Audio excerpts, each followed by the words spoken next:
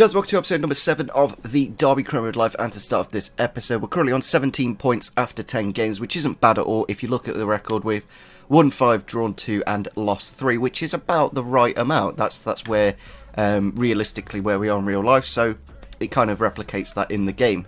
Obviously, we are about to play Norwich in the league, who are currently in 5th. If we win that game, we can potentially go into the playoffs, so that would be absolutely fantastic.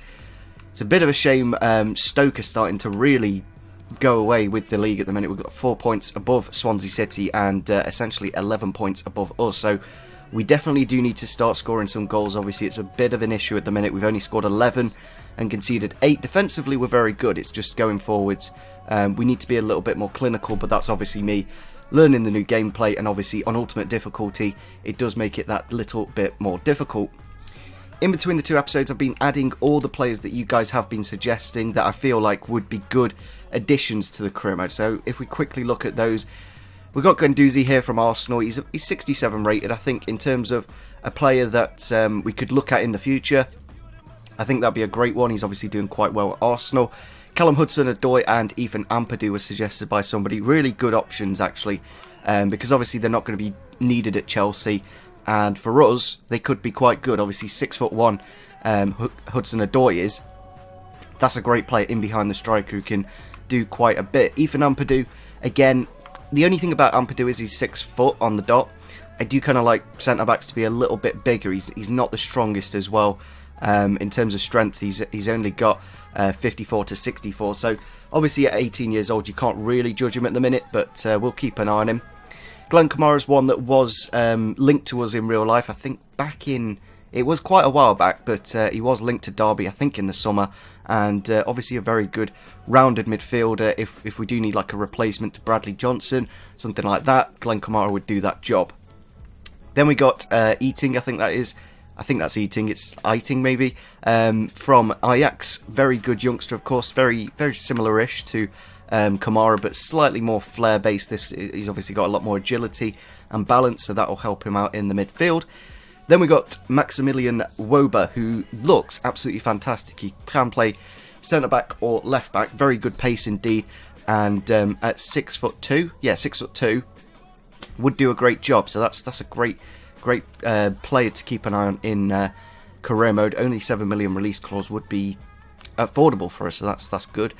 Then we've obviously got some former Derby County players here. Will Hughes to kick it off. It is kind of the thing that I like to bring back to the club. Players that are doing really well. Obviously, he's doing well at Watford in the minute in real life, so not 100% sure when I would be able to afford Hughes. He's got a £22 million release clause. Even if we bidded for him, it'd be at least 15 to towards 20 million. So maybe one for the future when we do eventually get to the Premier League.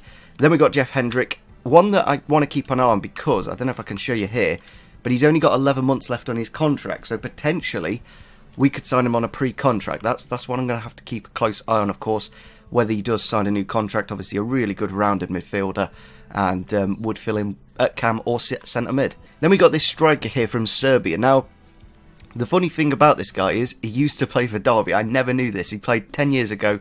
Didn't actually play a single game for the first team, but scored a hat-trick in the under-23s against Arsenal, and that got him a 2-year contract, which never seemed to go into the first team, which is a bit of a shame, but nevertheless, looks very good, and in terms of a target man, perfect. He's 6'3", 86 strength, pretty decent pace as well. For a guy that's 6'3", over 65 pace is not bad at all. So something we could look at and would be reasonably cheap. Then we do have Omar Mascarell, obviously the Real Madrid legend. It's kind of a shame that he hasn't got 4-star skills. Like, this guy was doing Berber spins in his own box when we had him. And yeah, he's obviously doing well at Germany. He's just moved to Schalke, so won't be able to sign him at the minute, but potentially in the future, a player quite flair and defensive based. So into the first game then against Norwich at home. I think we are going to give Jack Marriott a run of games just because we just haven't scored enough and he hasn't actually played quite a bit. These Norwich kits are very nice indeed. I must say, I've not actually seen them yet, and they do. I like the away kit, and I like the third kit quite a bit. Obviously, they're quite similar, but that white kit looks really nice. But obviously, they're going to have to play in either the home or the alternate, and I think I'm going to go for the alternate just because it's something a little bit different. Of course, we're going to go for Marriott up top just because we need that. We need somebody to start scoring. He's only played 3 games so far, so hopefully in this game he can find the back of the net. Looking at the Norwich team then for today's game, they've got Tim Krul in goal, obviously very good indeed, one of the best in the league. Pinto, Zimmerman, Closer and Stiepermann in the defence.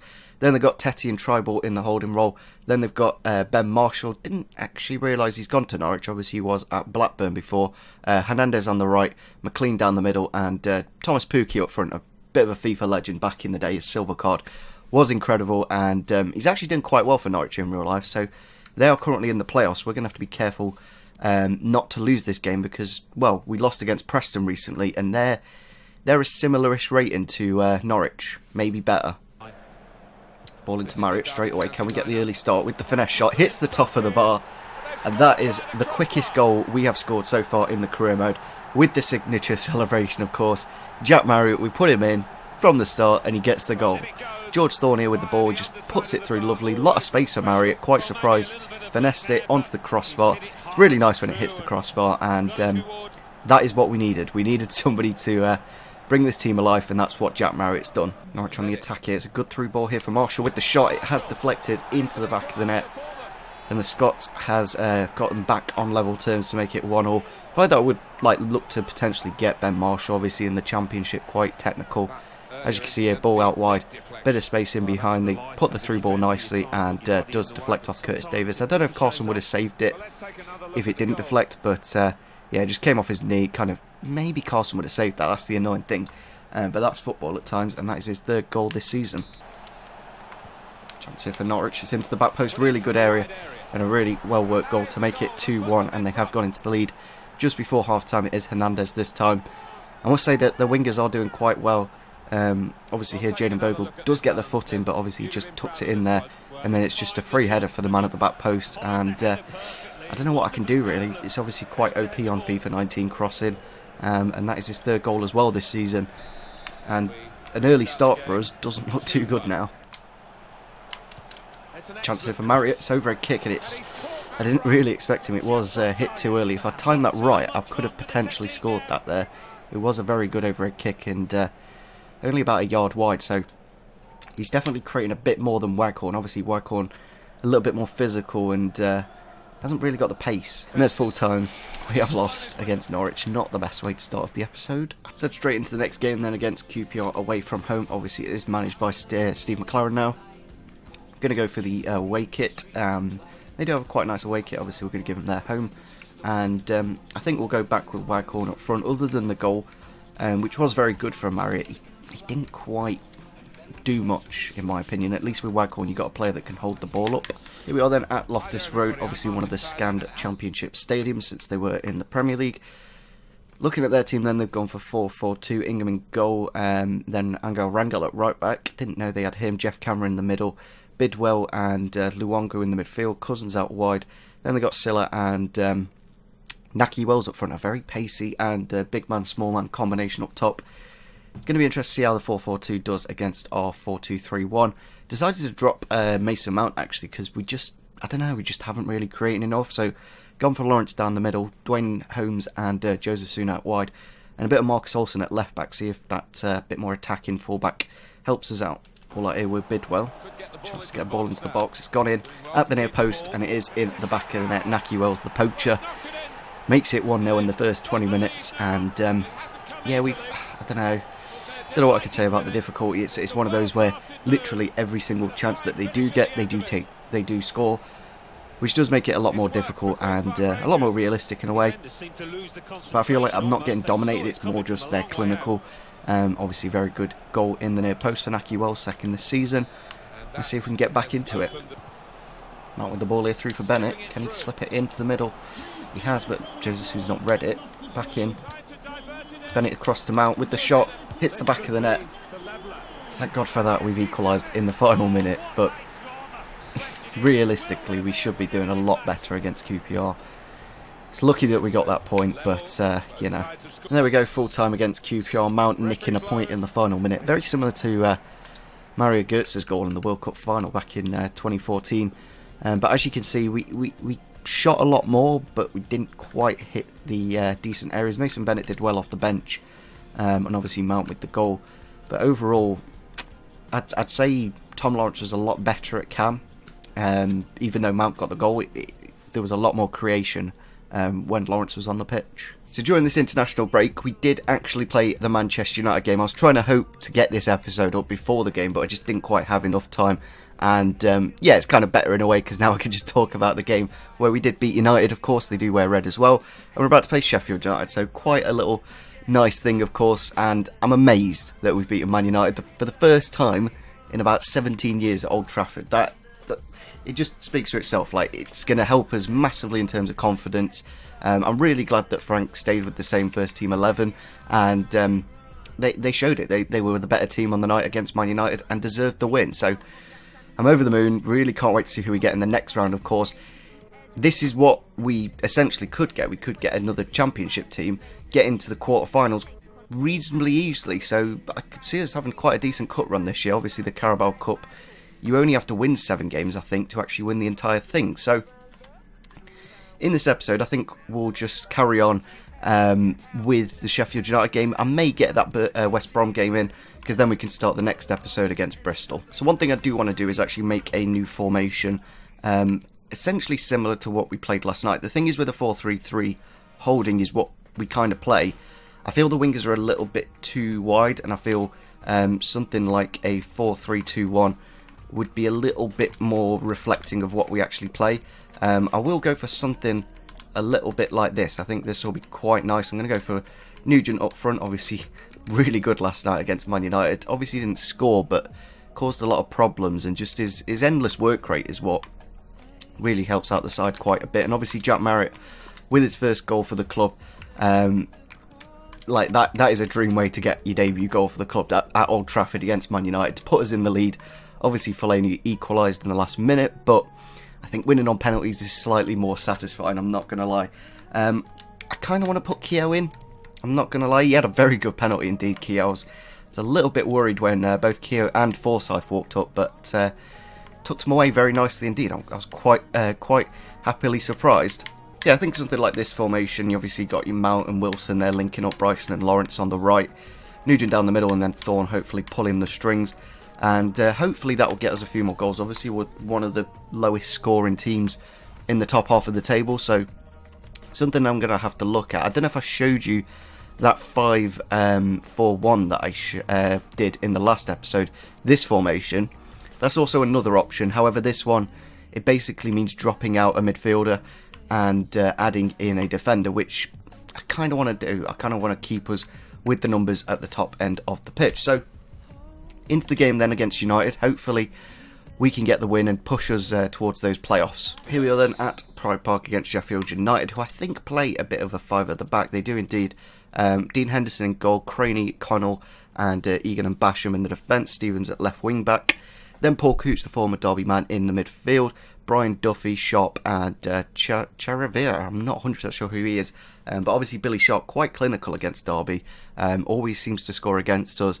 And it's going to be interesting to see how the two formations contrast. Obviously, they've got the 5 at the back. We've got the a few more men up top. Yeah, let's see how we do. Sheffield on the edge here. Ball out to Stevens across the box, and it is in the back of the net. I must say, with the wing backs, obviously they got that bit more width, and clearly it's paid off here. Billy Sharp, the man that I did point out, has found the back of the net. Really nice through ball. I'm not 100% sure where Bogle is, to be honest. He has kind of tucked in a bit too much. And yeah, it's a goal that we can't really do much about, and it is 1-0 first 20 minutes. Now into Malone, good chance to get a decent delivery. It's into Marriott. Somehow the defender's got his foot there. I honestly, I've never seen... I want to watch that back. I want to watch how he got his foot in there. I don't know if Marriott was offside anyway, but... yeah, he was offside anyway, but... how did the defender get his leg up there and clear that? That is ridiculous.